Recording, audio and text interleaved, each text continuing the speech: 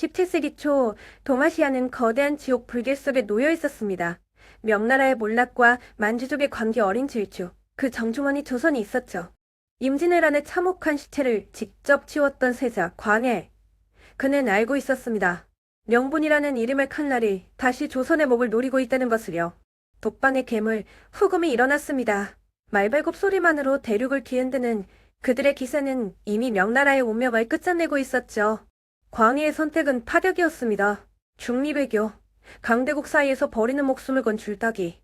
하지만 이것은 비겁함이 아닌 치밀한 승전 전략이었습니다.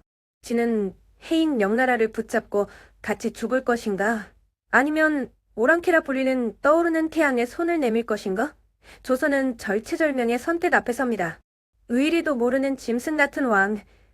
사대부들의 분노가 궁궐을 뒤덮습니다. 그들에게 중요한 건 백성의 목숨보다 성리학적 명분이었으니까요. 1623년 3월 10일 밤, 어둠을 뚫고 횃불이 움직입니다. 인조반정, 조선의 운명을 바꿀 거대한 폭풍이 궁궐 담장을 넘고 있었습니다. 광해군의 실용주의가 칼날 앞에 쓰러지는 순간입니다. 시위를 택했던 군주는 패려나라는 낙인이 찍힌 채 끌려나갔습니다. 새로운 왕, 인조. 그는 선포했습니다. 치명백은 오랑캐와는 절대 타협하지 않겠다. 이 오만한 성원이 어떤 피바람을 불러올지 그는 몰랐습니다. 광해가 공들여 쌓아온 전보망이 단숨에 파괴되었습니다. 조선은 이제 눈이 먼 채로 다가오는 거대한 학살을 기다리는 신세가 되었습니다. 반정의 공을 세우고도 쫓겨난 비운의 장수, 이괄. 그의 가슴 속엔 복수라는 이름의 독이 퍼지고 있었습니다. 1624년 북방을 지키던 조선의 최정예 병력이 창끝을 거꾸로 돌렸습니다. 한양을 향한 관계 어린 행군이 시작된 거죠. 방어선이 무너지는 건 순식간이었습니다. 아군을 지키던 칼날이 서로의 신장을 겨누는 비극이 벌어졌습니다. 왕은 도망쳤습니다. 이괄의 군대 앞에 한양은 허망하게 뚫렸고 인조는 공주까지 피난길에 오르며 치욕의 역사를 씁니다. 반란은 진압됐지만 진짜 재앙은 따로 있었습니다. 살아남은 반란군들이 후금으로 도망쳐 조선의 속사를 낱낱이 바친 것입니다. 조선의 북방방어선은 텅 비었다. 후금의 황제 홍타이지의 눈이 번득였습니다. 침략의 고속도로가 열린 셈이죠. 반란군에게 쫓겼던 트라우마. 인조는 이제 백성도 신하도 믿지 못하는 지독한 피해망상에 사로잡히고 맙니다. 왕을 지키는 군대는 늘어만 갔습니다. 하지만 그들은 국경을 지키는 방패가 아닌 왕 한 명의 목숨을 지키는 화려한 장식품에 불과했죠. 북방 예산은 오직 수도 방어에만 쏟아부어졌습니다. 압록강의 요충지들은 재정 부족이라는 핑계 속에 무방비로 방치되었습니다. 광해가 세운 북방의 거대한 방패를 인조 스스로 부수어버린 겁니다. 삼전도의 비극은 이미 이때부터 예고된 것이었습니다. 1636년 겨울 압록강이 얼어붙자 지옥의 문이 열렸습니다. 칭기즈칸의 후예들이 조선의 심장을 향해 달리기 시작했죠. 막을 군대가 없었습니다. 광해가 심어놓은 국경의 방패들은 이미 사라진 뒤였으니까요. 청나라 기병은 단 며칠 만에 한양 코앞까지 들이닥쳤습니다. 남한산성 고립된 왕의 마지막 요새 45일간의 처절한 농성 끝에 남은 건 굶주림과 얼어 죽은 병사들의 시체뿐이었습니다. 조선 역사상 가장 치욕적인 순간. 왕은 3번 절하고 9번 머리를 조아렸습니다. 바닥은 왕의 이마에서 흐른 피로 붉게 물들었죠. 하지만 진짜 비극은 왕이 아닌 백성들의 것이었습니다. 무려 60만 명, 조선 인구의 6%가 넘는 사람들이 한순간에 노예로 끌려갔습니다. 현재 대한민국 인구로 환산하면 300만 명입니다. 도시 하나가 통째로 사라진 것과 같은 인구학적 대재앙이 벌어진 겁니다. 농사를 지어야 할 청년들, 아이를 키워야 할 여인들, 국가의 미래를 책임질 핵심 동력이 타국방에서 짐승처럼 팔려나갔습니다. 살아서 돌아온 이들에게 조선은 더 잔인했습니다. 환양녀라는 낙인, 정절을 이었다는 이유로 가문에서 버림받고 스스로 목숨을 끊어야 했죠. 수백 년을 버틴 찬란한 문화의 산들도 잿더미가 되었습니다. 광해가 피눈물로 복원하던 인프라들이 인조의 무능 속에 불타 사라졌습니다. 광해가 지키려 했던 건 백성의 삶이었습니다. 하지만 인조가 남긴 건 텅 빈 국고와 청나라에 바칠 막대한 조금의 빚뿐이었습니다. 전쟁이 끝난 땅엔 희망 대신 굶주린 늑대들만 들끓었습니다. 농터는 황무지가 됐고 국가는 파산 직전이었죠. 백성의 고요를 빨아먹는 기생충, 방락, 산골마을에 전복을 바치려며 집을 통째로 뺏어가는 모순이 판을 쳤습니다. 광해는 보았습니다. 7년의 전쟁을 누비며 들었던 백성들의 비명, 성리학 책 속엔 없는 진짜 지옥을 말이죠. 1608년 그는 승부수를 던집니다. 대동법. 양반들의 금고를 열어 백성을 살리겠다는 선전포고였습니다. 기준을 바꿔라. 집이 아니라 가진 땅의 크기대로 세금을 내라. 기득권의 심장을 찌르는 명령이었습니다. 지옥 같던 세금이 사라지자 도망갔던 일원민들이 돌아왔습니다. 경기도의 논밭이 황금빛으로 출렁이기 시작했죠. 여기서 끝이 아닙니다. 국가의 자본을 받아 시장을 누비는 거대 산인 공인이 탄생했습니다. 돈이 돌기 시작했습니다. 잠들었던 조선의 사업이 깨어나며 거대한 자본의 소용돌이가 몰아친 겁니다. 하지만 이 혁명은 반정과 함께 멈췄습니다. 전국 확대까지 무려 100년.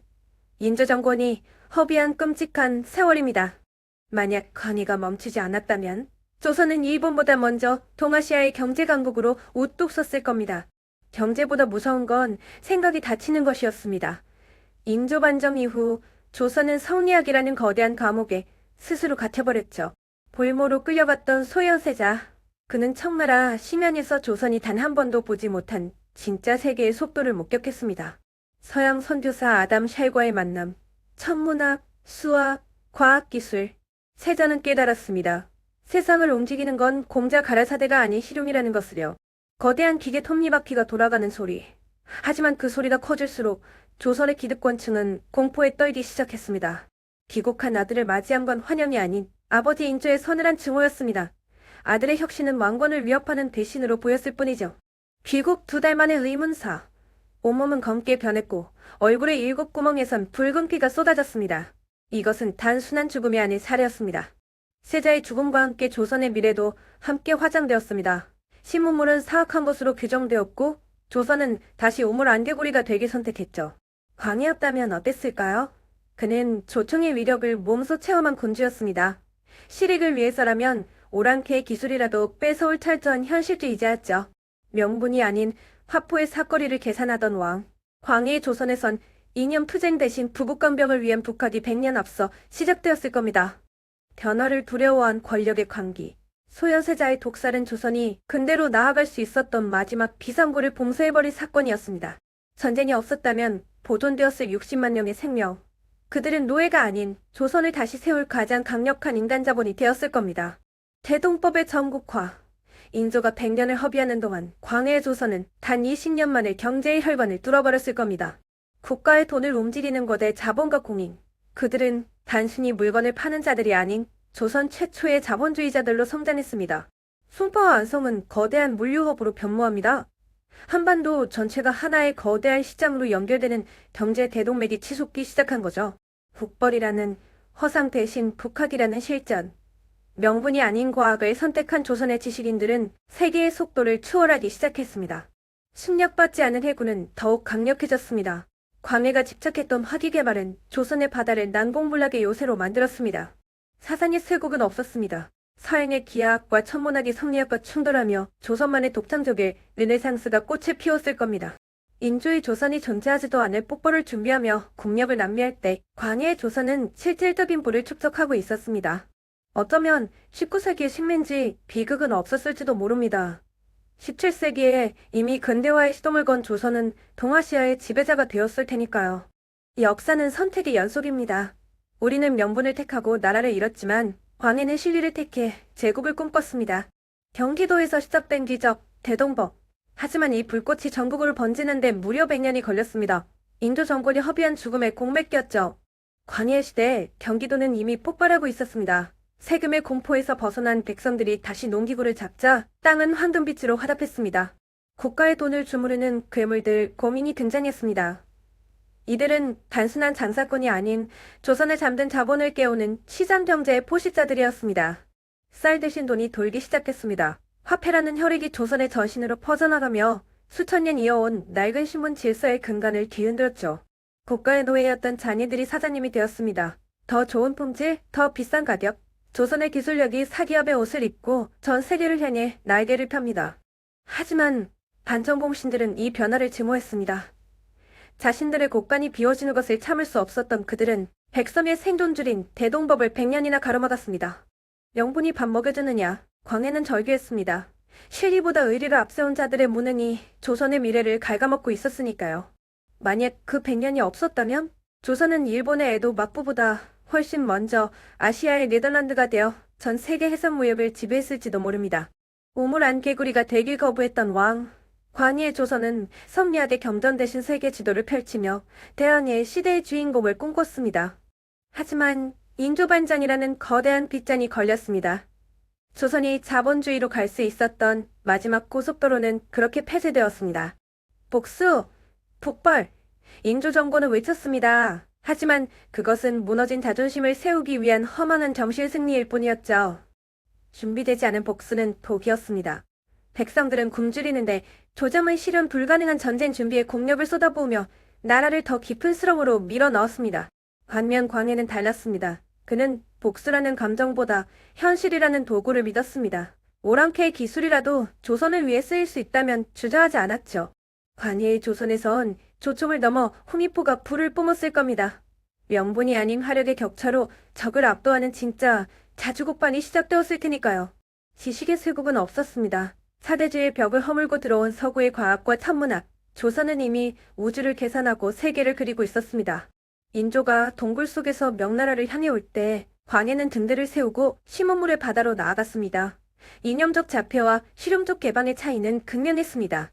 소현세자가 독살되지 않고 광해의 정신을 이었다면 조선은 동아시아 최고의 과학 국가로 거듭나며 르네상스 시대를 앞당겼을 겁니다. 하지만 그 모든 가능성은 한 사발의 독약과 함께 사라졌습니다. 견해를 거부한 기득권의 관기가 조선의 심장을 멈춰 세운 것입니다. 막힌 혈관은 결국 터지기 마련입니다. 광해의 실용주의가 억압당한 대가는 비쌌습니다. 조선은 근대라는 기차를 놓친 채 정체되기 시작했죠. 잃어버린 17세기.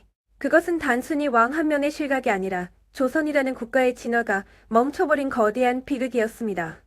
국방에 써야 할 돈은 이제 청나라의 주머니로 들어갔습니다. 매년 바치는 막대한 조공. 조선의 경제는 피가 말라가고 있었습니다. 길은 끊기고 다리는 무너졌습니다.